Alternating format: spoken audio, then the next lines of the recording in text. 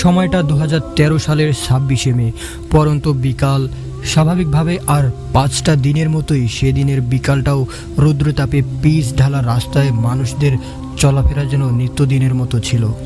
কিছুটা এগিয়ে যেতেই রাস্তার মাঝে একটা ভিড় দেখা যাচ্ছিল। একটু একটু করে উৎসুক জনতা এসে সেই ভিড়ের মাঝে সামিল হতে লাগলো। সময়ের সাথে সাথে ভিড় বাড়তে থাকে, আর সেই ভিড়ের মাঝেই সবাই আবিষ্কার করে স্কুল ইউনিফর্ম পরা 16-17 বছর বয়সী একটা ছেলে রাস্তার মাঝে অচেতন অবস্থায় পড়ে আছে। অনেকেই মনে করে ছেলেটি হয়তো রোদের প্রচণ্ড তাপে মাথা ঘুরে পড়ে গিয়েছে। একজন ব্যক্তি ছেলেটির শরীরে হাত রেখে বুঝতে পারে যে ছেলেটি আসলে আর বেঁচে নেই। বিষয়টি নিশ্চিত হতে কয়েকজন ছেলেটির গলায় হাত দিয়ে এবং কবজি পরীক্ষা করে দেখে, অর্থাৎ নাড়ি পরীক্ষা করে দেখে ছেলেটি সত্যিই মারা গেছে। নিথর দেহ নিয়ে সে রাস্তায় একপাশে পড়ে আছে। ছেলেটির মৃত্যুর নিশ্চিত হবার পর উপস্থিত জনতার মাঝে কেউ একজন পুলিশকে ফোন করে। যথারীত কিছুক্ষণ পর পুলিশ চলে আসে। তারা এসে উৎসুক জনতার ভিড় সরিয়ে দেয়, চারিদিকে আইনি প্রক্রিয়ায় ঘিরে ফেলে এবং ছেলেটির শার্ট প্যান্ট পকেট চেক করতে থাকে, এতে করে যদি ছেলেটির কোনো পরিচয় বা ঠিকানা পাওয়া যায়। কিন্তু অনেক খোঁজাখুঁজির পর ছেলেটির ব্যাগ থেকে উত্তরবঙ্গের কোনো একটা জেলার একটি ঠিকানা ছাড়া আর কিছুই পাওয়া যায় না।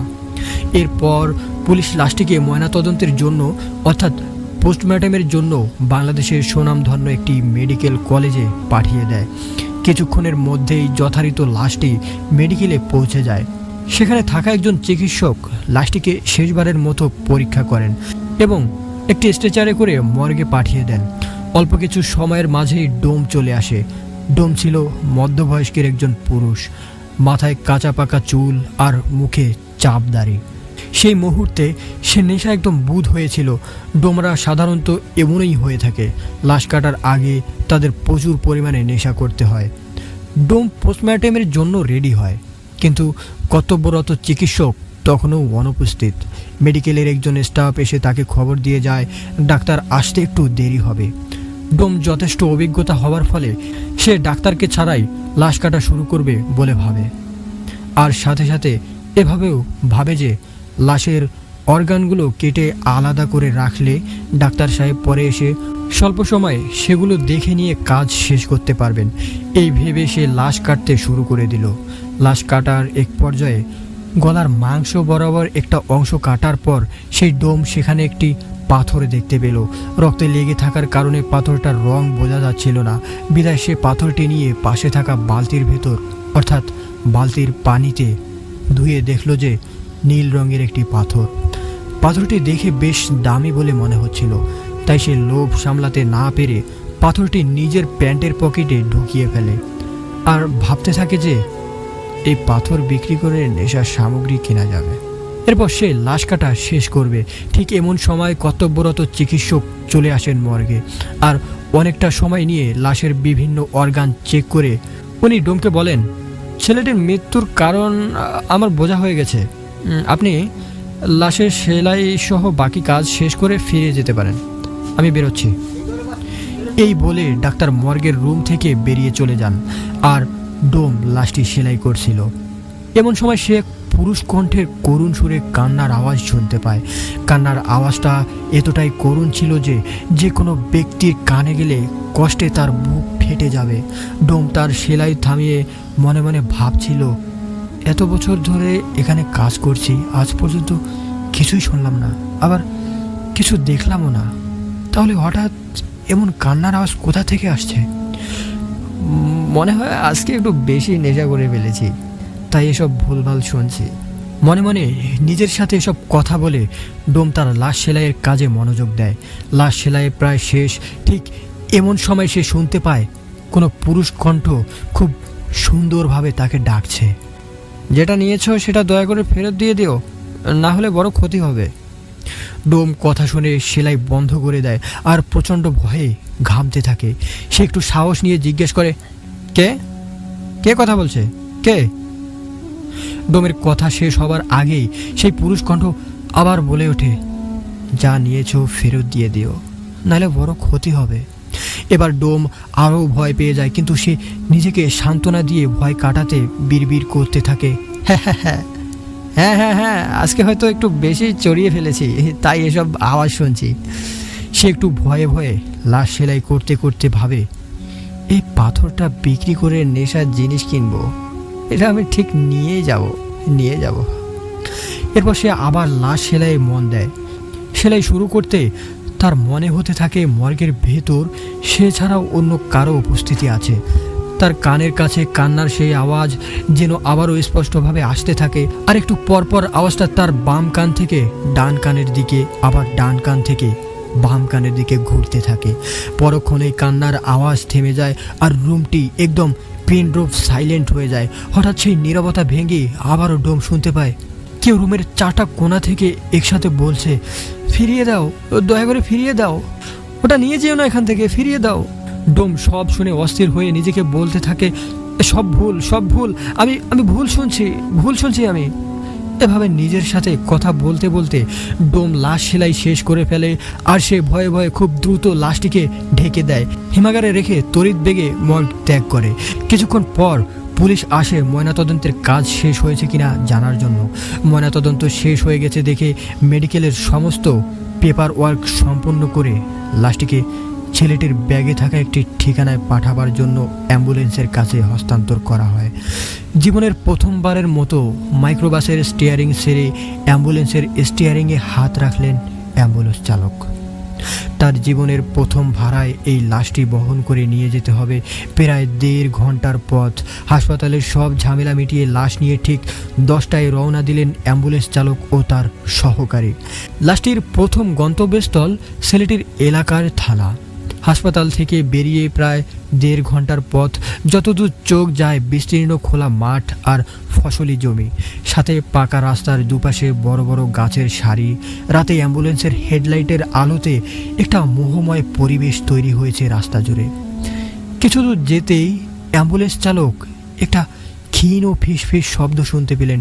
ঠিক বোঝা যাচ্ছে না কে বলছে বা কী বলছে, ফিসফিস করে বলছে। তিনি আরও ভালোভাবে খেয়াল করলেন এবং শুনতে পেলেন পুরুষ কণ্ঠে একটা চাপা আর্তনাদ, খুব করুণ সুরে ভেসে আসছে তার কানে।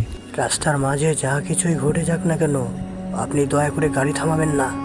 এই ফিসফিস শব্দ অ্যাম্বুলেন্স চালক বেশ কয়েকবার শুনতে পেলেন। তিনি শব্দের উৎস খুঁজে না পেয়ে পাশে থাকা সহকারীকে বললেন, তুই কি কোনো ফিসফিস আওয়াজ শুনতে পাচ্ছিস? তার সহকারী অনেকটা অবাক হয়ে তার দিকে তাকিয়ে বললেন, কই না তো। অ্যাম্বুলেন্স চালক বললেন, আমার মনে হচ্ছে কেউ ফিসফিস করে কথা বলছে। রাস্তার মাঝে কোনোভাবে গাড়ি থামাবেন না, এরকম কথা, সাথে করুণ আর্তনাদ। এটা শুনে সহকারী বললেন, ভাই, এই রাতে নির্জন রাস্তায় বাতাসের শব্দ ছাড়া কিছুই নেই।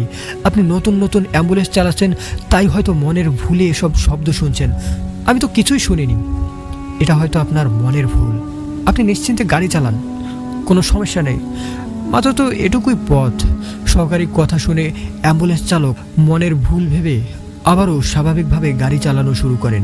এভাবে কিছুক্ষণ গাড়ি চালানোর পর চালক খেয়াল করলেন অন্ধকার রাস্তার দুপাশে দুজন মানুষ দাঁড়িয়ে হাত উঁচু করে সাহায্য চাইছেন। তিনি সেদিকে তাকাতেই অ্যাম্বুলেন্সের পেছনে থাকা ড্রাইভার আর রোগীর মাঝে যে জায়গাটা একটা জানালার মতো দেয়া থাকে, সেই জানালায় টোকা দিয়ে আবার সেই পুরুষ কণ্ঠে কাঁদো কাঁদো গলায় গাড়ি না থামানোর জন্য অনুরোধ করতে লাগলেন।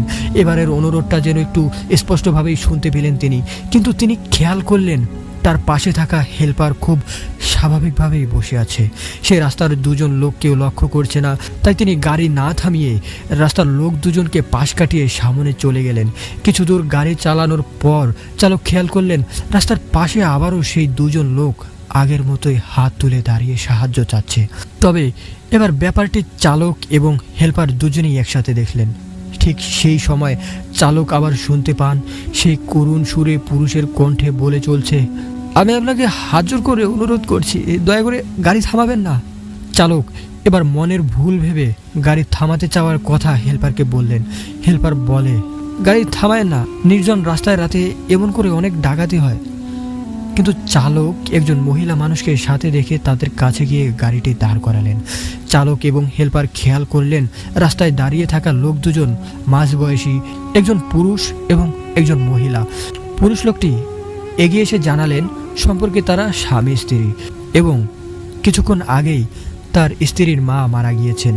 তাই রাস্তার পাশে দাঁড়িয়ে তারা যাওয়ার জন্য একটা গাড়ির খোঁজ করছিলেন। চালক ও হেল্পার এতক্ষণে মহিলার দিকে খেয়াল করে দেখলেন তার পরনে সুন্দর একটা গাঢ় নীল রঙের শাড়ি। চালক এবং হেল্পার দুজনেই বেশ অবাক হলো এই ব্যাপারটা দেখে। মহিলার মা মারা গিয়েছে অথচ তিনি এত সুন্দর করে গাঢ় নীল শাড়ি পরে এসেছেন। এবার পুরুষ লোকটি বললেন, ভাই, এই মুহূর্তে একটা জরুরি কাজের জন্য আমি তার সাথে যেতে পারছি না, তাই দয়া করে আপনি ওকে পৌঁছে দিন, ভাড়া যত লাগে আপনাকে দেব। চালক তখন বললেন, কিন্তু সমস্যা হলো অ্যাম্বুলেন্সের সামনে তো কোনো জায়গা নেই, আর পিছনে একটি লাশ। লোকটি চালকের কথা শেষ না হতেই বলে ওঠেন, আরে সমস্যা নেই, ও লাশের সাথে যেতে পারবে। ওর মা মারা গিয়েছে, এখন ওর মনের ভেতর আর ভয় ডর বলতে কিচ্ছু নেই, আপনি দয়া করে ওনাকে নিয়ে যান। হেল্পার নেমে পিছনের দরজা খুলে দিলেন এবং মহিলা গাড়িতে উঠে বসলেন। লোকটাও ভাড়া মিটিয়ে উল্টো পথে হাঁটা শুরু করলো। চালক আবার অ্যাম্বুলেন্স চালাতে শুরু করলেন। এভাবে কিছুক্ষণ গাড়ি চালানোর পর চালক এবং হেল্পার গাড়ির পিছনে একটি ধস্তাধস্তির শব্দ শুনতে পেলেন। মনে হচ্ছে পিছনের দুজন লোক গাড়ির মাঝে কিছু একটা নিয়ে কাড়াকাড়ি করছে। গাড়িটা যেন ধস্তাধস্তির কারণে একটু দুলছে এদিক ওদিক। সাথে সাথে চালক আবার শুনতে পেলেন সেই করুণ শব্দ। সেই পুরুষ কণ্ঠে আবারও কাঁদো কাঁদো গলায় কেউ বলে চলছে, এ আপনি কাকে গাড়িতে উঠালেন? দয়া করে গাড়ি থেকে নামিয়ে দিন, মহিলাকে নামিয়ে দিন। এ তো করুণ সুরে কাঁদতে কাঁদতে বলা কথাটা যে উপেক্ষা করতে পারলেন না চালক। তখনও গাড়ির ভেতর হালকা ধস্তাধস্তির শব্দ হয়েই চলছে। এর মাঝেই রাস্তার পাশে গাড়ি থামিয়ে দিলেন তিনি। গাড়ি থামিয়ে দেওয়ার সাথে সাথে পেছনের ধস্তাধস্তির শব্দটাও থেমে গেল। ঠিক তখনই পিছন থেকে রাগান্বিত কণ্ঠে মহিলাটি বলে উঠলেন, কি ব্যাপার, আপনি গাড়ি থামালেন কেন? চালক আমতা আমতা করে কিছু বলতে যাবেন, ঠিক সেই সময় মহিলা আবারও ক্ষিপ্ত হয়ে বললেন, আপনাকে বললাম না আমার মা মারা গেছে, তারপরেও আপনি এমন করে গাড়ি থামিয়ে রেখেছেন, দ্রুত চলুন। গাড়ি চালানো শুরু করার পর আবার সেই ধস্তাধস্তির শব্দ। এক পর্যায়ে মহিলা পিছন থেকে বলে উঠলেন, গাড়ি থামান, আমি এখানে নেমে যাব। মহিলার কথা শুনে চালক গাড়ি থামিয়ে দিলেন। চালক এবং হেল্পার অবাক হয়ে খেয়াল করলেন রাস্তার দুপাশে কোনো বাড়ি ঘর নেই, দুপাশে শুধু ফসলি জমি। হেল্পার নেমে পিছনের দরজাটা খুলে দিতেই মহিলা গাড়ি থেকে নেমে মুহূর্তেই রাস্তার পাশে থাকা ফসলি জমি অন্ধকারে মিলিয়ে গেলেন। এরপর তারা গাড়ি নিয়ে কোনো ঝামেলা ছাড়াই মাঝরাতে ছেলেটির এলাকার থানায় পৌঁছালেন এবং সেই থানায় পুলিশের সাহায্যে তারা লাশ নিয়ে ছেলেটির বাড়িতে গেলেন। এবার গাড়ির দরজা খুলে তারা যখন লাশটি নামাতে গেল তখন দেখলো লাশের ডান পা থেকে তাজা রক্ত ঝরছে। সেই রক্তে অ্যাম্বুলেন্সের স্ট্রেচার ভিজে চুইয়ে পড়ছে অ্যাম্বুলেন্সের মেঝেতে।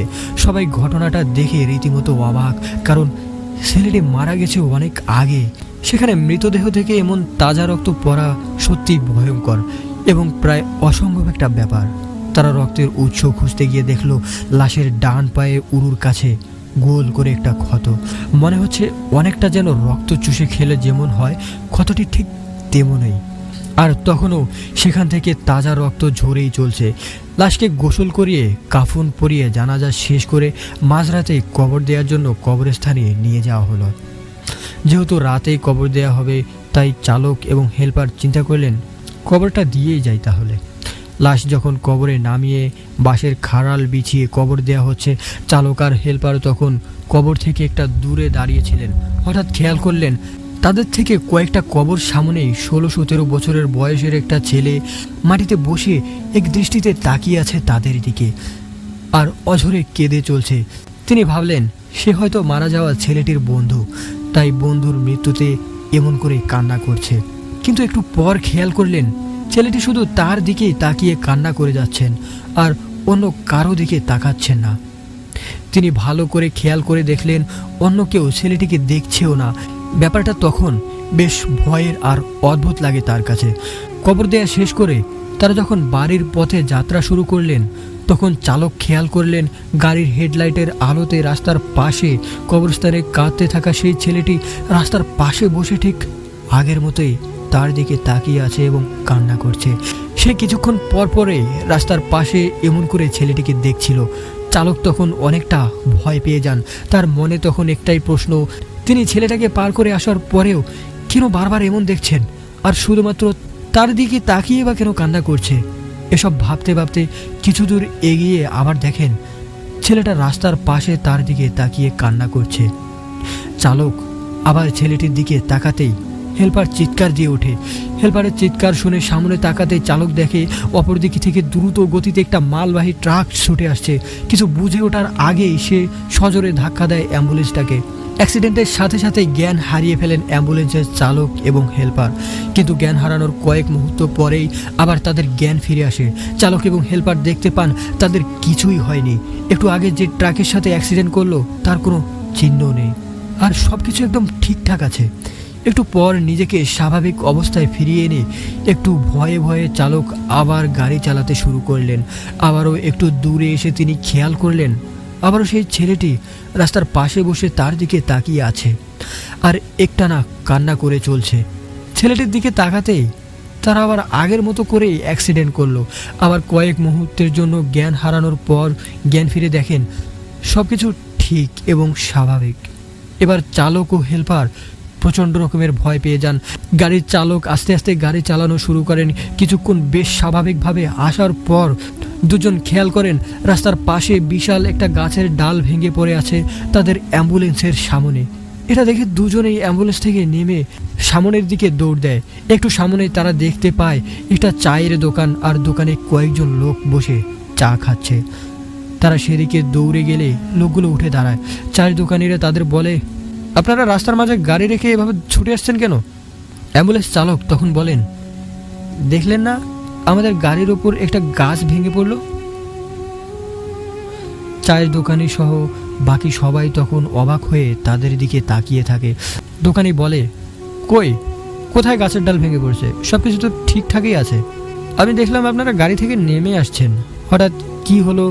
আপনি মাঝ রাস্তায় গাড়ি হার্ড ব্রেক করলেন, তারপর দুজন গাড়ি থেকে নেমে সোজা আমাদের দিকে দৌড় দিয়ে আসলেন।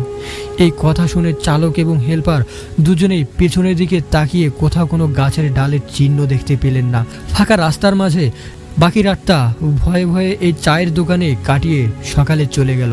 চালক অ্যাম্বুলেন্স চালানোর প্রথম দিনেই এমন এক ভয়ঙ্কর অভিজ্ঞতার কারণে সেদিন বাড়ি ফিরেই অ্যাম্বুলেন্স চালানোর চাকরি বাদ দিয়ে দিলেন।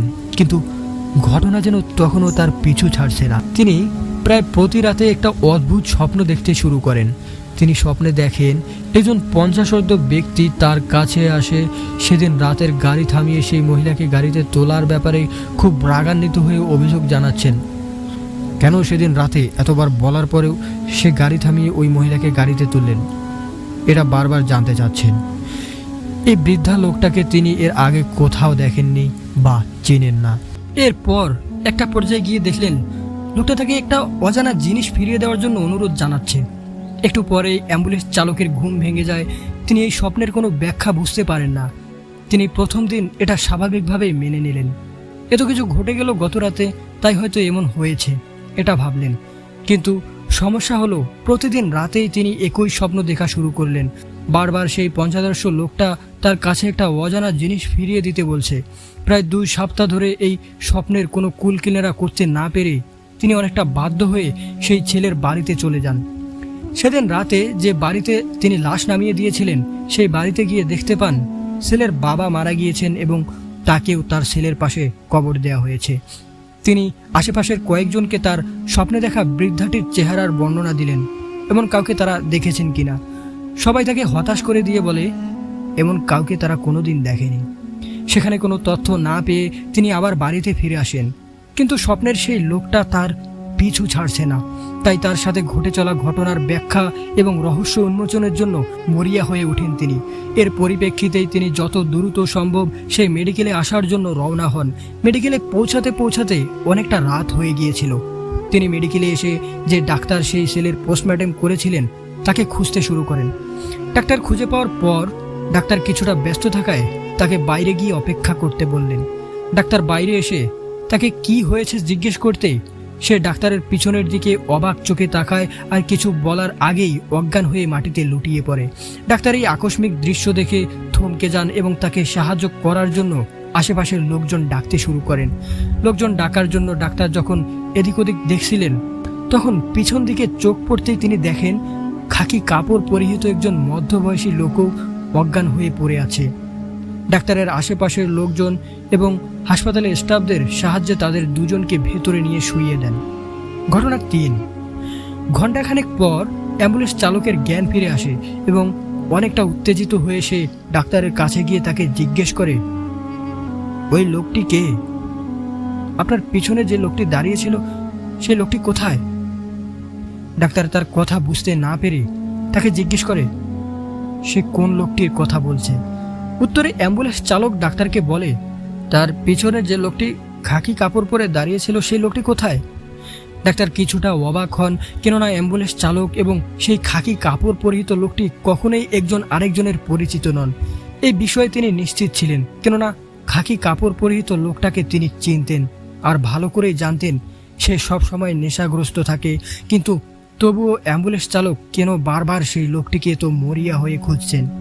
ডাক্তার তার সব চিন্তাভাবনাকে মনের মধ্যে লুকিয়ে অ্যাম্বুলেন্স চালককে সেই খাকি কাপড় পরিহিত লোকটার বিছানার কাছে নিয়ে যান এবং জিজ্ঞেস করেন সে এই বিছানায় শুয়ে থাকা লোকটির কথা জিজ্ঞেস করছিলেন কিনা।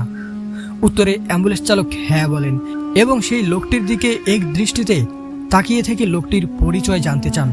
ডাক্তার তাকে জানায় বিছানায় পড়ে থাকা লোকটি এই হাসপাতালের ডোম। ডাক্তার কোনো কিছু বুঝতে না পেরে অ্যাম্বুলেন্স চালককে সবকিছু খুলে বলার অনুরোধ করেন। অ্যাম্বুলেন্স চালক ডাক্তারকে কিছু বলতে যাওয়ার আগেই বিছানায় শুয়ে থাকা ডোমের জ্ঞান ফিরে আসে। ডোমের জ্ঞান ফিরে আসার সাথে সাথে সেই অ্যাম্বুলেন্স চালকের দিকে তাকিয়ে অবাক হয়ে প্রশ্ন করতে থাকে, সে কে এবং কেনই বা বারবার তার স্বপ্নে আসে? ডোমের কথা শুনে অ্যাম্বুলেন্স চালক এক প্রকার বাকরুদ্ধ হয়ে যান। কিছু সময় পর সে নিজেকে স্বাভাবিক অবস্থায় ফিরে এনে অনেকটা বিরক্ত নিয়ে ডোমকে সেই একই প্রশ্নগুলো করতে শুরু করে। তাদের কথোপকথন শুনে ডাক্তার একরকম বোকা বনে যায়। অ্যাম্বুলেন্স চালক তখন ডোমকে প্রশ্ন করে সে কেন বারবার রাস্তায় গাড়ি থামতে নিষেধ করছিলেন। অ্যাম্বুলেন্স চালকের কথা শুনে ডোম রীতিমতো উত্তেজিত হয়ে যায় এবং সে অ্যাম্বুলেন্স চালককে উল্টো প্রশ্ন করে বসে। ডোমের প্রশ্ন ছিল কেন সে বারবার সেই পাথরটি ফিরিয়ে দিতে বলছিল। ডোমের কথা শুনে অ্যাম্বুলেন্স ড্রাইভার তাকে বলে, পাথর? কোন পাথর? কিসের পাথর? আমি কোনো পাথরের কথা জানি না। আপনি আমাকে কি যেন বলেছিলেন, তার কিছুই তো আমি বুঝতে পারছিলাম না। আমার মাথায় ঢুকছে না। ডোম এবং অ্যাম্বুলেন্স চালকের কথা শুনে ডাক্তার এবার ডোমকে সব কিছু খুলে বলার অনুরোধ করেন। ডোম তখন অ্যাম্বুলেন্স চালককে উদ্দেশ্য করে বলতে থাকেন, 2 সপ্তাহ আগে হাসপাতালে 16-17 বছর বয়সে একটা ছেলে আসে, অর্থাৎ তার লাশ আসে। সেদিন আপনার আসতে একটু দেরি হয়। আমি একাই সেই লাশটি কাটা শুরু করি, কেননা আমার এর আগে 200-এরও উপর লাশ কাটার অভিজ্ঞতা আছে। লাশটি কাটতে কাটতে যখন আমি লাশের গলার দিকে কাটা শুরু করি, তখন আমি গলার ভেতর শক্ত একটা কিছু পাই। জিনিসটা কি তা দেখার জন্য আমি সেটি পানি দিয়ে ভালোভাবে ধুয়ে পরিষ্কার করি এবং দেখি জিনিসটি ছিল ছোট একটি পাথর, যার রং ছিল নীল। পাথরটি দেখে আমার কাছে অনেক দামি মনে হয়েছিল, আর তাই আমি পাথরটি নিজের কাছে রেখে দেওয়ার সিদ্ধান্ত নিই। যেহেতু মাঝে মাঝে আমি একটু নেশা করি, তাই পাথর বিক্রি করে আমার অনেক দিনের নেশার টাকা হয়ে যেতে পারে ভেবে মনে খুশি হচ্ছিলাম। কিন্তু পাথরটি নেওয়ার পর থেকে আমি শুনতে থাকি একটি পুরুষের কণ্ঠ কান্নাজড়িত কণ্ঠে আমাকে পাথরটি ফিরিয়ে দিতে বলছে। নেশার ঘরে থাকায় এসব আমি পাত্তা দিইনি। লাশ কাটা শেষে বাড়ি ফিরে আসার সময় একটা স্বর্ণের দোকানে যাই পাথরটি বিক্রি করার জন্য। ভেবেছিলাম পাথরটির দাম হয়তো 30 থেকে 40 হাজার টাকা হবে, কিন্তু স্বর্ণের দোকানে যাওয়ার পর স্বর্ণকার আমাকে পাথরটির জন্য 5,000 টাকা দিতে চান। পছন্দ মতো দাম না পাওয়ায় আমি বাড়ি ফিরে এসে পাথরটি আমার ড্রয়ারে রেখে দেই। পরের দিন আমি অন্য আরেকটি স্বর্ণের দোকানে যাই, সেখানেও পাথরটির জন্য 5,000 টাকা দিতে চাই। এবার আমি অন্য কোনো কিছু না ভেবে পাথরটি 5,000 টাকাতেই বিক্রি করে দিই। পাথরটি বিক্রি করে মনে মনে কিছুটা খুশি হই, কেননা সেই মুহূর্তে 5,000 টাকাই আমার জন্য অনেক টাকা ছিল। পাথর বিক্রি করে সেই টাকা থেকে আমি বাসায় আবার 300 টাকা খরচ করি এবং বাসায় এসে ঘুমানোর আগে আমার ড্রয়ারে 4,700 টাকা রেখে দিই। পরের দিন সকালে আমি যখন বাইরে যাওয়ার জন্য ড্রয়ার খুলে টাকা নিতে যাই, তখন আমি দেখি ড্রয়ারে কোনো টাকা নেই, আর টাকার জায়গায় সেই নীল পাথরটি রাখা। এই দৃশ্য দেখে আমি প্রচণ্ড রকমের অবাক হয়ে যাই এবং পাথরটি কিভাবে আমার ড্রয়ারে ফিরে এলো এটি নিয়ে ভাবতে থাকি। কিন্তু আমার মাথায় কোনো কিছুই আসছিল না, কেননা পাথরটি আমি নিজে না নিয়ে এলে কোনোভাবেই এখানে আসার সম্ভাবনা নেই। তবু আমার স্ত্রীকে ডেকে জিজ্ঞেস করি কেউ এসে পাথরটি দিয়ে গিয়েছিল কিনা। পরক্ষণে আবার মনে পড়ে আমি তো কাউকে আমার বাসার ঠিকানা দেইনি, তাহলে এই পাথরটি কেউ এসে কিভাবে দিয়ে যাবে। এসব ভাবতে ভাবতে আমি আবার পাথরটি বিক্রি করতেই আগের স্বর্ণের দোকানে যাই। স্বর্ণকারের দোকানে যাওয়া মাত্রই স্বর্ণকার এবং দোকানের অন্য লোকজন আমাকে একরকম বেঁধে ফেলে। আমি তাদের কাছে কারণ জিজ্ঞেস করলে তারা বলে আমি নাকি গতকাল রাতের বেলা তাদের দোকানের সামনে গিয়ে স্বর্ণকারকে ফোন দেই এবং তাকে পাথরটি ফিরিয়ে দিতে বলি, এবং পাথর ফিরিয়ে না দিলে আমি নাকি দোকান ভাঙচুর করব এমন হুমকি দেই। স্বর্ণকার ওই রাতেই দ্রুত এসে আমাকে পাথরটি ফিরিয়ে দেওয়ার পর আমি নাকি তাকে 4,700 টাকা দিই। আর স্বর্ণকার বাকি 300 টাকা কোথায় জানতে চাইলে আমি নাকি স্বর্ণকারকে দুটো চর মেরে সেখান থেকে পাথরটি নিয়ে চলে আসি। স্বর্ণকারের কথা বিশ্বাস না করায় সে আমাকে তার দোকানের সিসিটিভি ফুটেজ দেখাতে চায়, আর আমি রাজি হয়ে যাই। কিন্তু অবাক করা ব্যাপার হলো সেদিন রাতের কোনো ফুটেজেই ক্যামেরায় ধরা পড়েনি। এরপর আমি স্বর্ণকারকে বুঝিয়ে শুনে এই পাথরটি আবার তাকে দিয়ে 4,700 টাকা নিয়ে বাসায় চলে আসি। বাসায় ফিরে আসার আগে আমি আবার সেই 300 টাকা খরচ করছিলাম। ঘুমানোর আগে আমি টাকা ড্রয়ারে রেখে দিয়েছিলাম এবং সকালে উঠে আবারও পাথরটি নিয়ে স্বর্ণকারের কাছে যাই। এবার স্বর্ণকার আমাকে তার কয়েকজন লোক দিয়ে মারধর করতে শুরু করে।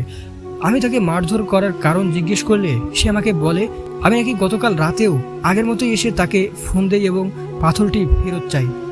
এবারে স্বর্ণকার তার সঙ্গে আরও 2জন লোক নিয়ে আসে যেন আমি তাকে আর মারতে না পারি, কিন্তু এবারও নাকি আমি তাকে 4,400 টাকা ফেরত দিতে গেলে সে বাকি টাকাটা কোথায় জিজ্ঞেস করার পর আমি একাই স্বর্ণকার এবং তার সঙ্গে থাকা 2 ব্যক্তিকে মেরে সেখান থেকে চলে আসি। এবারে আমি আর পাথরটি বিক্রি করিনি। পাথরটি পাওয়ার পর থেকে আমি রাতের বেলা স্বপ্ন দেখতে শুরু করি, আর স্বপ্নের সেই ব্যক্তি আর কেউ নন, তিনি হচ্ছে অ্যাম্বুলেন্স চালক। আপনি আমার স্বপ্নে এসে পাথরটি ফেরত দিতে বলছেন। আমি মনের ভুল ভেবে বারবার এসব কিছু অগ্রাহ্য করে যাচ্ছিলাম, কিন্তু প্রতিদিনই আমি স্বপ্নে দেখি আপনি আমাকে বারবার পাথরটি ফেরত দিতে বলছেন। আপনি কেন আমার সাথে এরকম করছেন? কে আপনি? কি চান আমার কাছে? অ্যাম্বুলেন্স চালক ডোমের এই কথাগুলো শুনে কোনো অর্থেই খুঁজে পাচ্ছিল না এবং সে নিজের দেখা স্বপ্নের কথাও ডোমকে জানান। ডাক্তাররা তখন চুপচাপ দাঁড়িয়ে তাদের কথা শুনছিল। এবার সে বলতে শুরু করে, ওই লাশের পোস্টমর্টেম হওয়ার পর থেকে আমার সাথেও ছোটোখাটো ঘটনা কিছু ঘটেছে। যেদিন আমি লাশটার পোস্টমর্টেম করি সেদিন থেকে আমি রাতের বেলা প্রায় সময় দেখতাম 16-17 বছর বয়সী একটা ছেলে, যার হাতে অনামিকা আঙ্গুলটি কাটা, এবং সে আমার বারান্দায় বসে কাঁদছে এবং আমার দিকে তাকিয়ে এমনভাবে ইশারা করছে যেন সে আমাকে তার কাছে ডাকছে কিছু বলার জন্য। আমি মনের ভুল ভেবে অন্যদিকে মনোনিবেশ করার পরেও তাকে বারবার দেখতে পাচ্ছিলাম। সে আমাকে বলে মর্গ থেকে নাকি তার একটা জিনিস হারিয়ে গিয়েছে এবং সেটি এই হাসপাতালের সাথে জড়িত কারো কাছেই আছে। সে কান্না করতে থাকে এবং আমাকে তার জিনিসটি খুঁজে দেওয়ার জন্য অনুরোধ করতে থাকে। আমি প্রায় প্রতি রাতেই তাকে আমার বারান্দায় একই অবস্থায় বসে কান্না করতে দেখি এবং সে আমার কাছে বারবার তার হারানো জিনিস খুঁজে দেওয়ার অনুরোধ করে। তাদের 3 জনের কথা শোনার পর পরস্পরের মনে যেন একটা ধোঁয়াশা সৃষ্টি হয়। তাদের সাথে কি হচ্ছে তারা কেউ কোনো কিছু বুঝতে পারছিল না। কোনো কিছু বুঝতে না পেরে তারা পুলিশের শরণাপন্ন হয়। পুলিশ স্টেশনে গিয়ে সেই লাশটির সম্পর্কে তথ্য জানাতে চাইলে পুলিশ সরাসরি তাদেরকে তথ্য দিতে মানা করে দেয় এবং বলে পরীক্ষা নিরীক্ষা ও তদন্তের পর কিছু জানতে পারলে তাদের জানাবে, আর প্রয়োজন পড়লে তাদের ডাকা হবে। পুলিশ তাদের কাছে এসব তথ্য জানতে চাওয়ার কারণ জানতে চাইলে তারা পুলিশকে সব কিছু খুলে বলে, কিন্তু পুলিশ এসব অলৌকিক ব্যাপার হাসি ঠাট্টায় উড়িয়ে দেয়। তাদেরকে পুলিশ স্টেশন থেকে চলে যেতে বলে। এরপর তারা সকলেই নিজ নিজ বাসায় চলে যায়। তবে অদ্ভুত ব্যাপার হলো সেদিনের পর থেকে অ্যাম্বুলেন্স চালক এবং ডাক্তারের সাথে আর কোনো ধরনের ঘটনাই ঘটেনি। কিন্তু সেদিন থেকে ডোমের জীবনে শুরু হয় এক বিভীষিকাময় কালো অধ্যায়। বাড়িতে ফিরে আসার পর ডোম আবার স্বপ্নে দেখতে শুরু করে। এবার সে স্বপ্নে গাঢ় নীল শাড়ি পরিহিত এক মহিলাকে দেখতে পায়। মহিলাটি বারবার সেই অ্যাম্বুলেন্স চালককে একটা জিনিস দিতে নিষেধ করে এবং বলে যদি সে অ্যাম্বুলেন্স চালককে জিনিসটি দেয় তাহলে নাকি অনেক বড় ক্ষতি হবে। কিছুক্ষণ পর সে আবার স্বপ্নে দেখে অ্যাম্বুলেন্স চালকটি তার স্বপ্নে এসে তার কাছে কিছু একটা চাচ্ছে এবং বলছে যদি সে জিনিসটি তাকে না দেয় তাহলে নাকি সেই গাঢ় নীল শাড়ি পরিহিত মহিলা এসে তার অনেক বড় ক্ষতি করবে। কিন্তু ডোম কিছুতেই বুঝতে পারছিল না সেই মহিলা এবং অ্যাম্বুলেন্স চালক তার কাছে কি চাচ্ছে। অ্যাম্বুলেন্স চালক এবং সেই মহিলাটি ডোমের কাছে আসলে সেই পাথরটি চাচ্ছিল, কিন্তু সে কিছুতেই ভেবে পাচ্ছিল না তারা তার কাছে আসলে কি চাচ্ছে। ডোম কেন পাথরটির কথা মনে করতে পারছিল না, সে বিষয়ে আমি কিছুক্ষণ পর আসছি। এরপর থেকে ডোম প্রতিদিন একই স্বপ্ন দেখতে থাকে। নীল শাড়ি পরিহিতা মহিলা বারবার তার কাছে এসে সাবধান করে দিচ্ছিল এবং তার কাছে জিনিসটি চাচ্ছিল, আর এটাও বলছিল জিনিসটি আমাকে না দিলে সে তার অনেক বড় ক্ষতি করবে। এর কিছুদিন পর বাইরে থেকে বাজার করে ফিরে আসার সময় একটা রোড অ্যাক্সিডেন্টে ডোমের স্ত্রী মারা যায়। ডোম তখন বুঝতে পারে তার কাছে যে জিনিসটি চাওয়া হচ্ছিল তা না দেওয়ার জন্যই হয়তো নীল শাড়ি পরিহিতা মহিলা তার স্ত্রীকে মেরে ফেলেছে। ডোমের স্ত্রী মারা যাওয়ার পর তার জানাজা পড়িয়ে দাফন করা হয়। কিছুদিন পর ডোমের স্ত্রীর কুলখানের দিন রাতে স্বপ্ন দেখে সেই শাড়ি পরিহিতা মহিলাটি তার কাছে এসে জিনিসটি চাচ্ছে এবং বলছে এখনো সময় আছে, জিনিসটা আমাকে দিয়ে দে। অ্যাম্বুলেন্স চালককে ভুলেও এই জিনিস দিবি না, জিনিসটি তুই আমায় দে। আর যদি তুই আমাকে জিনিসটি না দিস তাহলে তোর মেয়েকেও হারাতে হবে, আমি চাইলে তোকেও মেরে ফেলতে পারি। এই স্বপ্ন দেখে ভয়ে ডোমের ঘুম ভেঙে যায় এবং সে ভাবে তার মেয়ের যেন কোনো ক্ষতি না হয়, তাই সে আর মর্গের কাজে যাবে না বলে সিদ্ধান্ত নেয়। এরপর সে সারাদিন বাসায় নিজের মেয়ের সাথে থাকতে শুরু করে। কিন্তু কিছুদিন পর কোনো এক দরকারে ডোম তার মেয়েকে নিয়ে বাসা থেকে বের হয়। দরকার শেষে মেয়ের সাথে কথা বলতে বলতে যখন বাসায় ফিরছিল তখন হুট করেই যেই স্থানে ডোমের স্ত্রী অ্যাক্সিডেন্ট করে মারা গিয়েছিল সেই একই স্থানে আসে। তার মেয়ের কোনো আওয়াজ শুনতে না পেয়ে যখন পিছন ফিরে তাকায় তখন সে দেখে তার মেয়েও সেই একই জায়গায় রোড অ্যাক্সিডেন্ট করেছে এবং সাথে সাথে সেখানেই মারা গিয়েছে। এই দৃশ্য দেখে সে হতভম্ব হয়ে যায়, তার মাথায় একেবারে যেন কাজ করা বন্ধ করে দেয়। বুকের ভেতর চাপা কষ্ট নিয়ে ডোম তার মেয়েকে দাফন করে বাসায় ফিরে আসে। সেদিন রাতে এসে ডোম সেই নীল শাড়ি পরিহিতা মহিলাকে স্বপ্ন দেখে। মহিলাটি তাকে বলে তোকে বারবার সাবধান করেছিলাম আর বলেছিলাম আমাকে জিনিসটি দিয়ে দে, কিন্তু জিনিসটা দিচ্ছিস না। আবারও বলছি আমাকে জিনিসটি দিয়ে দে। তোর স্ত্রী সন্তানকে মারতে পারলে আমি তোকেও মেরে ফেলতে পারি, কথাটা মাথায় রাখিস। তোর পরিবার তো শেষই হয়ে গেছে, কিন্তু তুই মারা গেলে তোর সবই শেষ। আমি চাইলে তোকেও মারতে পারি, কিন্তু তোকে আমি মারছি না, কারণ আমার দরকারি জিনিসটা তোর কাছেই আছে। বাঁচতে চাইলে জিনিসটা আমাকে দে, আর খবরদার জিনিসটা অ্যাম্বুলেন্স চালককে দিবি না। ডোমের এই স্বপ্ন দেখা শেষ হওয়ার সাথে সাথে সে আবার স্বপ্নে অ্যাম্বুলেন্স চালককে দেখতে পায়। অ্যাম্বুলেন্স চালক তাকে বলে জিনিসটি দয়া করে আমাকে দিয়ে দিন, আপনার পরিবারের দুজন সদস্য ইতিমধ্যে মারা গেছে, আপনি যদি বাঁচতে চান তাহলে জিনিসটি আমাকে দিয়ে দিন। কিন্তু ডোম কিছুতেই বুঝতে পারছিল না তার স্বপ্নে দেখা দুজন ব্যক্তি তার কাছে কি চাচ্ছে আর সে কিভাবে বা সেই জিনিসটি তাদেরকে দেবে। এসব চিন্তা তাকে প্রায় পাগল করে ফেলে। তাই সে একদিন তার বন্ধুর কাছে তার সাথে ঘটে যাওয়া ঘটনাগুলো শেয়ার করে। ডোমের বন্ধু তার কথা শুনে হুজুরের সাথে দেখা করার পরামর্শ দেয় এবং বলে তার নাকি একজন পরিচিত হুজুর আছে, সে চাইলে তার বন্ধুকে তার সাথে দেখা করিয়ে দিতে পারবে। ডোম তার বন্ধুকে সেই হুজুরের সাথে দেখা করিয়ে দেওয়ার কথা বলে, কেননা সে এসব আর সহ্য করতে পারছিল না। পরের দিন সকালে ডোমের বন্ধু তাকে ফোন দিয়ে বলেন তার এলাকার মসজিদের ইমামের সাথে তিনি কথা বলেছেন এবং ইমাম সাহেব ডোমের সাথে বিকালে দেখা করতে চেয়েছেন। বিকালের দিকে ডোম একটু ঘুমিয়ে পড়ে এবং স্বপ্নে সেই মহিলা তার সামনে হাজির হয়। সে তাকে বলে না না না না, ভুলে ওই কাজ করিস না, ওই হুজুর তোর কোনো উপকার করতে পারবে না, বাঁচতে চাইলে জিনিসটা আমাকে দে। আর এই হুজুরের সাথে দেখা করতে যাস না, কোনো লাভ নেই। স্বপ্ন দেখে ডোমের ঘুম ভেঙে যায়। সেভাবে যেভাবেই হোক যত দ্রুত সম্ভব তার হুজুরের সাথে দেখা করা উচিত। এই ভেবে ডোম খুব দ্রুত বাসা থেকে বের হয়ে হুজুরের কাছে যাওয়ার উদ্দেশ্যে যায়। কিন্তু রাস্তায় যখন তার স্ত্রী এবং মেয়ে অ্যাক্সিডেন্ট করে মারা গিয়েছিল, সেখানেই কাকতালীয়ভাবে তার সাথেও একটি দুর্ঘটনা ঘটে, আর সে পায়ের হাঁটুর নিচ থেকে পুরো অংশ চিরকালের জন্য হারিয়ে ফেলে। রাস্তার আশেপাশে থাকা মানুষজন তাকে ধরাধরি করে হাসপাতালে নিয়ে যায়, আর হাসপাতালে থাকা অবস্থায় ডোমের স্বপ্ন দেখে সেই নীল শাড়ি পরিহিতা মহিলা তার স্বপ্নে এসে তাকে বলছে, তোকে মানা করেছিলাম হুজুরের কাছে যেতে, তোর এই ভুলের জন্য তুই নিজেই নিজের ক্ষতি করে বসলি। তোকে আগেও বলছি আমি চাইলে তোকে মেরেও ফেলতে পারি, কিন্তু আমার অতি প্রয়োজনীয় জিনিসটা তোর কাছেই আছে, আমি তোকে এজন্যই মারছি না, জিনিসটি আমাকে দিয়ে দে। অ্যাক্সিডেন্টের পর ডোম প্রায় 3 দিনের মতো হাসপাতালে থাকে। এরই মধ্যে ডোমের সেই বন্ধু তার অ্যাক্সিডেন্টের খবর পেয়ে দ্রুত মসজিদের সেই ইমাম সাহেবকে নিয়ে হাসপাতালে চলে যায়। ইমাম সাহেব এসে ডোমের সাথে কি কি ঘটেছে বা ঘটে চলেছে তার সব কিছু জানতে চাইলে ডোম তাকে সব কিছু খুলে বলে। ডোমের কাছে থাকা সবটা শোনার পর ইমাম সাহেব তাকে সান্ত্বনা দিয়ে সাময়িক সময়ের জন্য বাইরে বেরিয়ে আসেন। কিছুক্ষণ পর তিনি ভেতরে গিয়ে যা বলেন তা শুনে সবাই প্রায় বাকরুদ্ধ হয়ে যায়।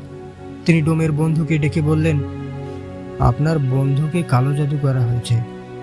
শুধু তাই নয়, এই মুহূর্তে তার অবস্থা খুব একটা ভালো নয়, যতটা তাড়াতাড়ি সম্ভব তার চিকিৎসার ব্যবস্থা করতে হবে। এরপর তিনি ডোমের কাছে গিয়ে বলেন, আপনার বাড়িতে কোনো পাথর আছে, নীল রঙের পাথর?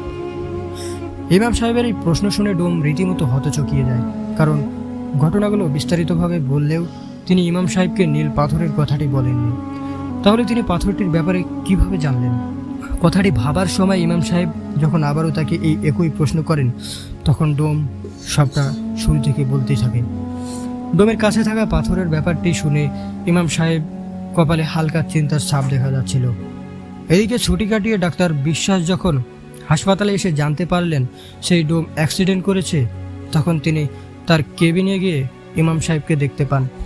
তিনি ডোমের বন্ধুর কাছ থেকে সবটা শোনার পর বুঝতে পারেন ঘটনা অন্যদিকে মোড় নিয়েছে।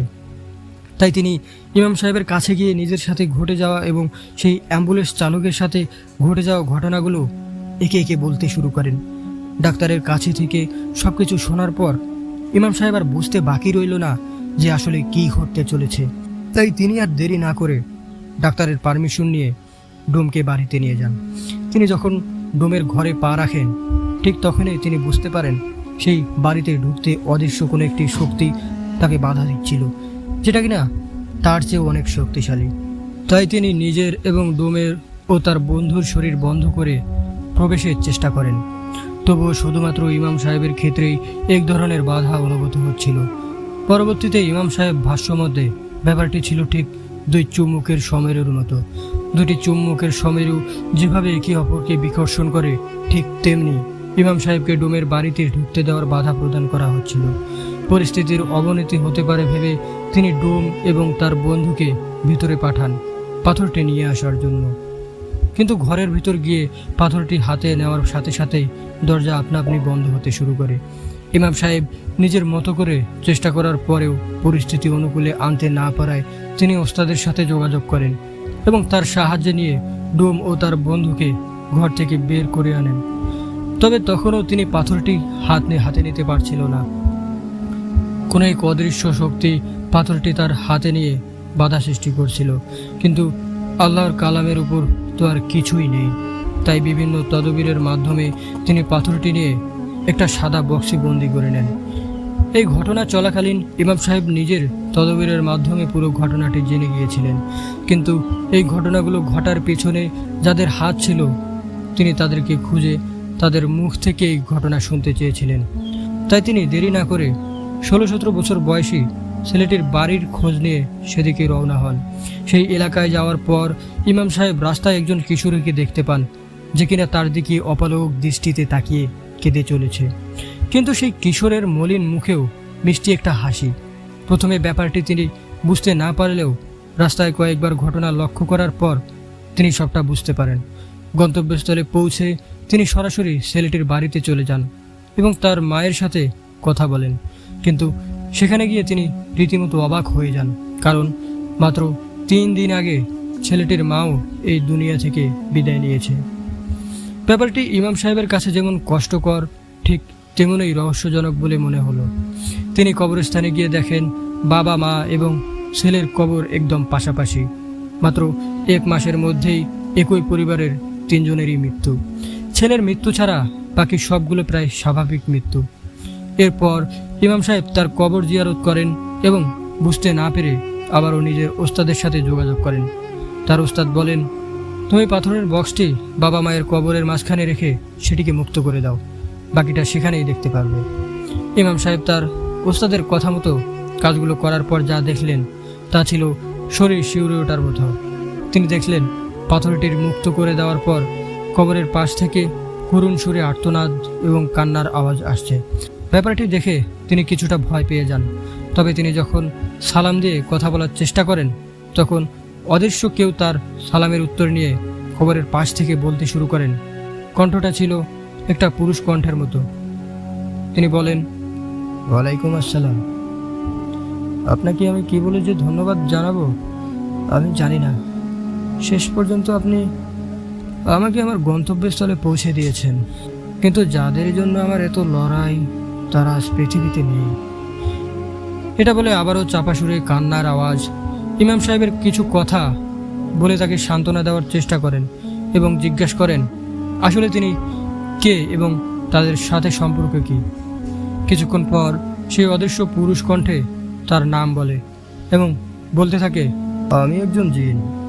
এই নীল পাথরটি আমার বাসস্থান। আমাকে আমার গুরু এই 3 জনের সেবায় নিয়োজিত করেছিলেন। তারা ছিলেন অত্যন্ত ভালো মানুষ। মূলত আমার বাবা ছিলেন ওনাদের পূর্বপুরুষদের রক্ষক। বংশ পরম্পরায় আমার কাঁধেও ওনাদের রক্ষার দায়িত্ব পড়ে।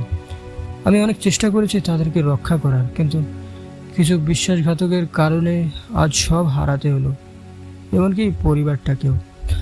ইমাম সাহেব সবটা শুনে সেই বিশ্বাসঘাতকদের ব্যাপারে জানতে চাইলে সেই জিনটি তার কাছ থেকে 3 দিনের সময় চেয়ে নেয় এবং বলে সেই বিশ্বাসঘাতকদের ইমাম সাহেবের মাধ্যমে সবার সামনে নিয়ে আসতে চায়। ইমাম সাহেব বাড়ি থেকে ফিরে যাওয়ার আগেই সেই জিনটি একটি নির্দিষ্ট জায়গায় পাথরটি রেখে আসতে বলেন এবং ইমাম সাহেব জিনটির কথা মতো কাজ করে বাড়িতে ফিরে যান। প্রথম দিন কোনো সমস্যা দেখা না দিলেও 3য় দিন রাতে ইমাম সাহেব একটি স্বপ্ন দেখেন। তিনি দেখেন সামনে একজন নীল শাড়ি পরিহিতা মহিলা এবং কালো পাঞ্জাবি পরিহিতা পুরুষ দাঁড়িয়ে আছে। তাদের চেহারা একদম অস্পষ্ট। তিনি দেখলেন সেই 2 জন ব্যক্তি তাকে যেন জোর করে ফাঁসিতে ঝুলিয়ে দিয়ে ভদ্র হাসিতে হাসতে হাসতে চলে গেলেন। এরপর ঠিক ফজরের আজানের সময় তার ঘুম ভেঙে যায় এবং তিনি আল্লাহর কাছে এই ধরনের বাজে স্বপ্ন থেকে মুক্ত চায়। দিনটি বেশ ভালোই কাটছিল।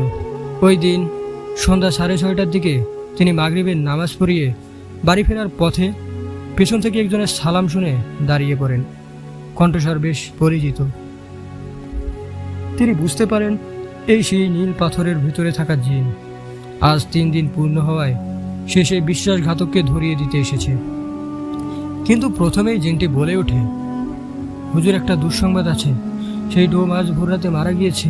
সিলিং ফ্যানের সাথে তার লাশ এখনও ঝুলছে।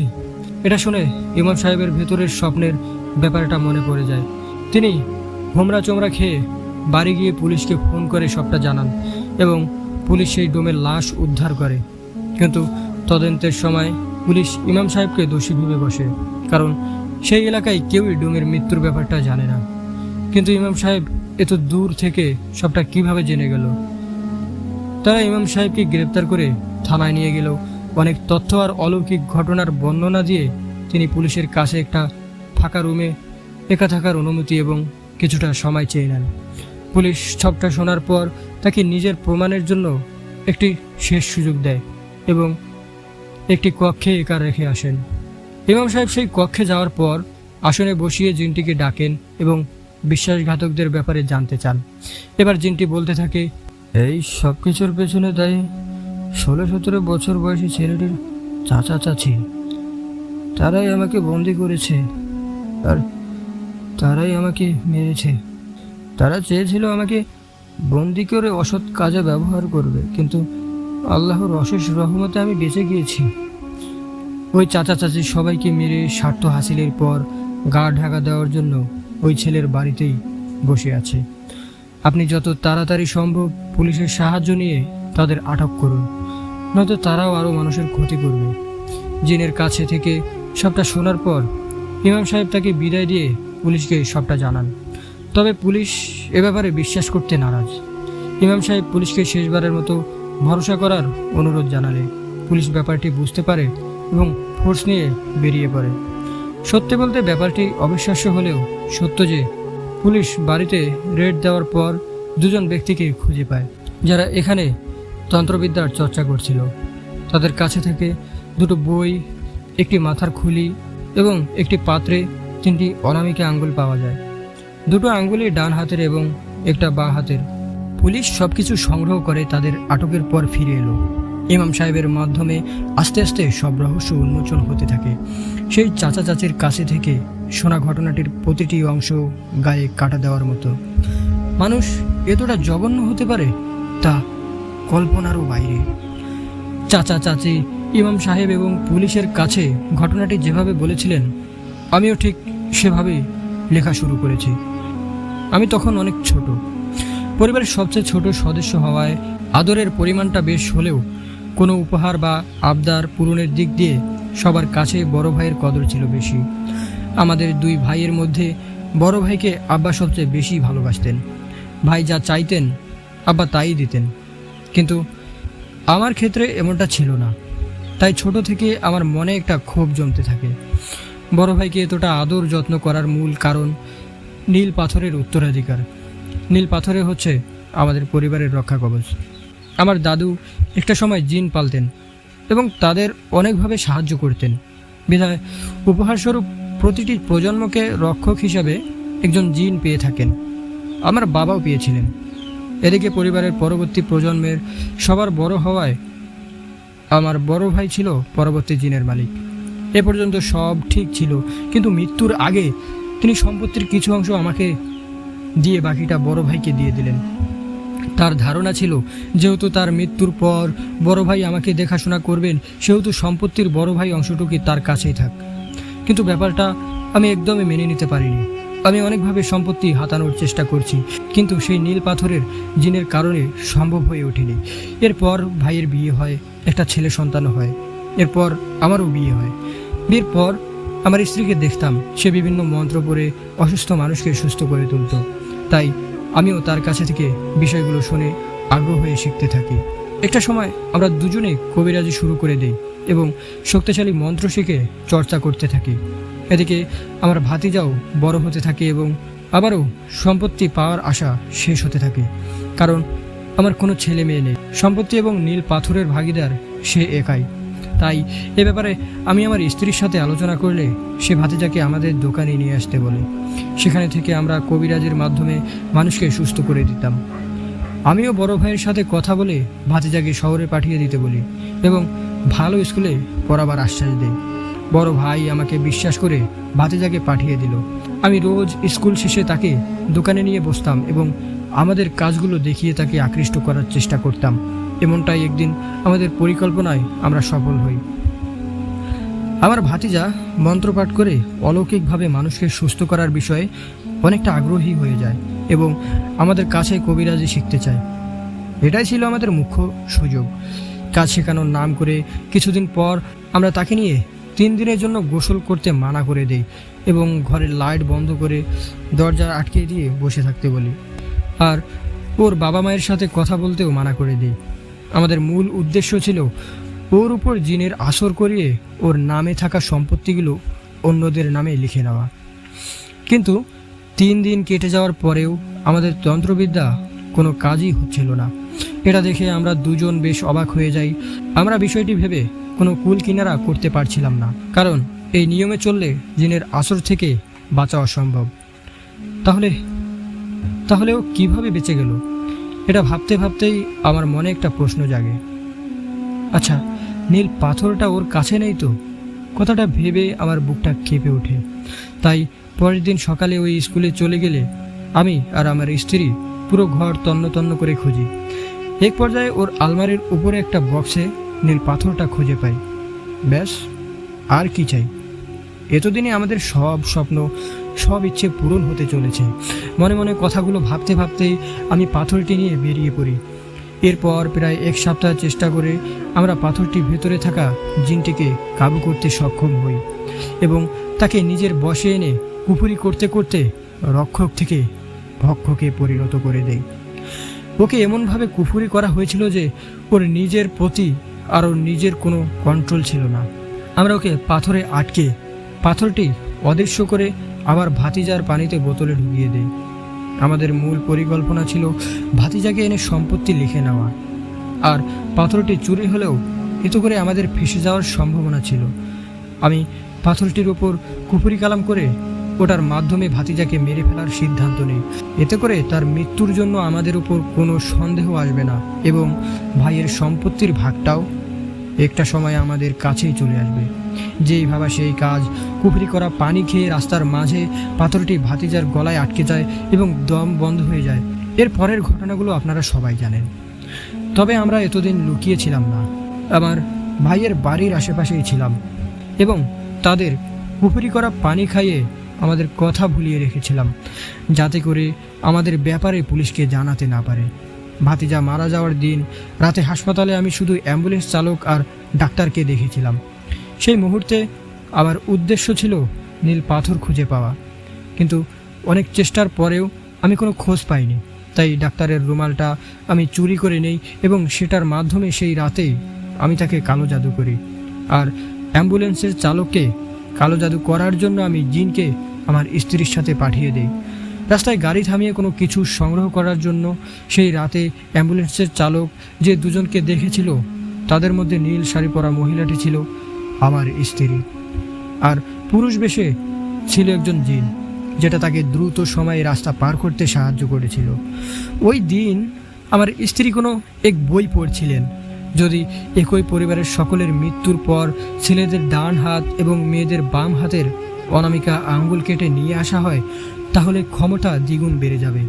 তাই ওই রাতে আমার স্ত্রী অ্যাম্বুলেন্সের পেছনে থেকে চালকের শার্টের একটা অংশ, ভাতিজার ডান হাতের অনামিকার আঙ্গুল আর ডান পায়ের রক্ত নিয়ে আসে। এরপর আমরা একে একে ডাক্তার এবং অ্যাম্বুলেন্স চালককে কালো জাদু করি। কালো জাদুর মূল উদ্দেশ্য ছিল যখন কারো সাথে কথা বলবো তখন তাদের মাধ্যমে আমরা সেই ব্যক্তির সব তথ্য সংগ্রহ করতে পারবো। এটাকে আমরা নীল পাথর খোঁজার একটি মাধ্যম বানিয়ে ফেলেছিলাম। এভাবে অনেক চেষ্টা করে প্রায় 2 সপ্তাহ পর অ্যাম্বুলেন্স চালক মেডিকেলে আসে এবং ডাক্তারের সাথে কথা বলে। তখন ডোমের সাথে তাদের দেখা হয় এবং সেই সময় আমি জানতে পারি ডোম নীল পাথরটি চুরি করেছে। তাই ওই দিনের পর ডাক্তার এবং অ্যাম্বুলেন্স চালকের উপর কালো জাদুর প্রভাবটি কাটিয়ে ডোমের উপর জাদু করা হয় পাথরটা ফিরিয়ে আনার জন্য। কিন্তু এখানে একটা সমস্যা দেখা দেয়। ভাতিজার মৃত্যুর পর জাদুর প্রভাব কেটে যাওয়ায় নীল পাথরে থাকা জিনটি নিজের ক্ষমতা ফিরে পায়, কিন্তু তার পক্ষে একা চলাচল করা অসম্ভব ছিল। তাই আমি যখন এই ডোমের স্বপ্নে গিয়ে পাথর ফিরিয়ে দেওয়ার কথা বলতাম, তখন এই পাথরের ওই জিনটি অন্য রূপ ধরে তার কাছে গিয়ে পাথর ফিরিয়ে দিতে মানা করত। স্বপ্নে বারবার পাথরের কথা উল্লেখ করা হতো, কিন্তু ঘুম ভাঙার পর নীল পাথরের জিনের প্রভাবে স্বপ্নের সব কথা মনে থাকলেও পাথরের কথাটা মনে থাকতো না। আমরা তাকে অনেকভাবে ভয় দেখিয়েছি, তার স্ত্রীর মেয়েকে মেরে এবং তাকে নানা রকম হুমকি দিয়েও পাথরটি নিতে চেয়েছিলাম, কিন্তু সফল হতে পারিনি। এভাবে আমরা যখন সফল হতে পারছিলাম না, তখন শক্তি বৃদ্ধির জন্য আমরা আমার ভাবিকে মারার সিদ্ধান্ত নিই। আমার ভাইকে মেরেছিলাম অনেক আগেই। পাথরের খোঁজ করতে অনামিকা আঙ্গুলের প্রয়োজন অনুভব করায় আমার বড় ভাই আগেই সরিয়ে দিয়েছে।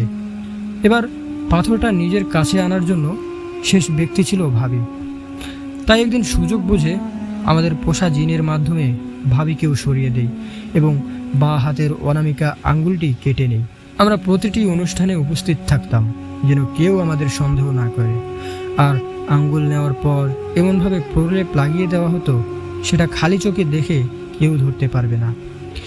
এভাবে আমরা আমাদের স্বার্থ হাসিলের একদম শেষ পর্যায়ে চলে এসেছিলাম এবং সেই বাড়িতে থাকতে শুরু করলাম। তবে এই বাড়িতে থাকার ব্যাপারটি কেউ জানতো না। এত চেষ্টার পরেও শেষ মুহূর্তে নীল পাথর থেকে জিন মুক্ত হয়ে যাওয়ার কারণে সব গোলমাল হয়ে যায়। পাথরটি খুঁজে পেতে শেষবারের মতো চেষ্টা করতে বসেছিলাম ঠিকই, কিন্তু ধর্মের কাছে আমরা হার মেনে যাই। এটা ছিল সেই ছেলেটির চাচা চাচির দেওয়া বয়ান এবং ঘটনার চতুর্থ অংশ এবং শেষ অংশ। কিন্তু সবচেয়ে আশ্চর্যের বিষয়, মাত্র 2 দিনের মাথায় জেলের ভিতর তাদের দুজনকে মৃত অবস্থায় পাওয়া যায়।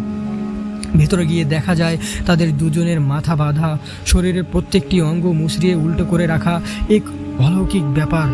এবং একই পরিবারের 3 জনের রহস্যজনক মৃত্যুর খবরটা প্রকাশ পাওয়ার মুহূর্তে তাদের দুজনের মৃত্যু পুলিশকে নাড়া দিয়ে দেয়। কারণ জেনে থাকা অবস্থায় তাদের দুজনের আকস্মিক মৃত্যুর দায়ভার তাদের উপরেই বর্তায়। তাই নিজেদের সেফটির জন্য তারা এটাকে সুইসাইড বলে চালিয়ে দেয়। ঘটনার মূলত এটুকুই ছিল।